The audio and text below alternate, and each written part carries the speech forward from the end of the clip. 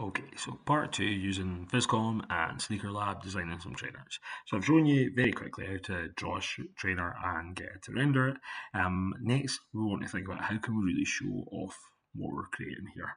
Now, for this, I've found your best option is not to have the 3D layer on when you're doing this. You'd be better just with the layer of your shoe being the active layer. And then what I'm going to do is, so you can click on Workbench up here, or you can click on the back bit. So either works. So I'm just going to click on Workbench, and it zooms out. And this is where, if you think of this as the table, I have lots of different drawings. So you might be like, actually, I want to do a new drawing. Press the new sketch button. You can see I then get a new sketch. I could do a totally different drawing of a trainer. I'll do that hopefully relatively fast for you. I've got a chunkier pen this time. Whoa.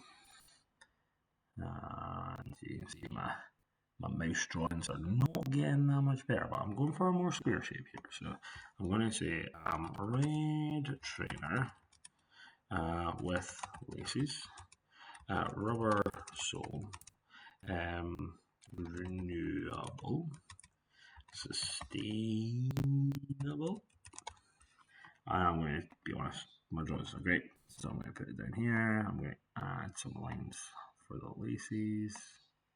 And then purely so you can compare it to the previous one, I will add some of the details that I added on that last one, such as rubber sole, a wee bit to denote where the toes are, and then I'm going to press generate.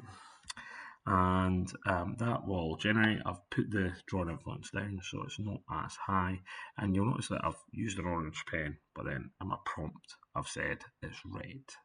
And you'll, I was hoping the timing would be perfect there and you would see it, but you can see it changes it, which is great. It's really interesting. Look at it, because I used the thick pen, it's got a chunkier, the laces are very clear. That's good, I like that one. So I'm going to press add, I'm going to get that on my canvas, so there I've got it. So if I jump back to my workbench, you can see now I've got two designs, and you can have multiple, so you can see them at the same time, and you can be like, oh right, like what would that look like? Now in this workbench, I can also do prompts. So I could say, okay, I like this one. I'm going to drag that wee plus, but I'm going to say cloth trainer recycled,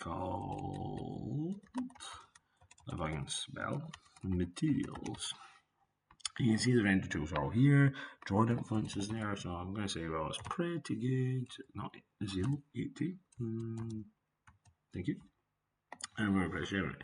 And you can just render straight on the back here, and you can even press it twice so you can get multiples, a bit like if you had a pro version, and it'll just churn away and it'll do that. But I want to do something cooler whilst it's doing that. I'm going to use this animate button, and you can see I've got, oh, that one looks nice. So I'm just double tapping on it to get back.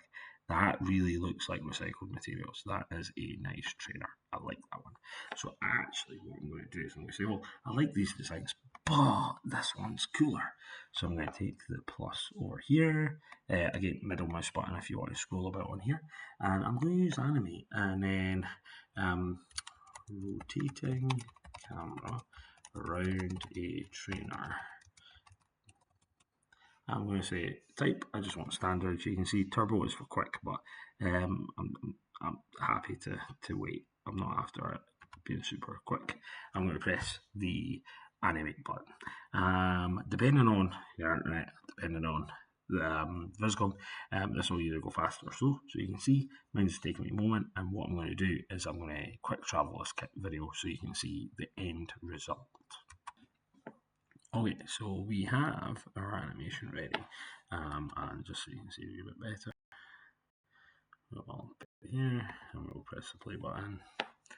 You can see now I've got a nice little 5-second clip rotating the trainer, which just looks nice. When you think back to the drawing that I started with, and that I've got to here, you can then see, wow, you've really got, from start to finish, a great example there of how to get a trainer and how to get an idea from your head out on paper.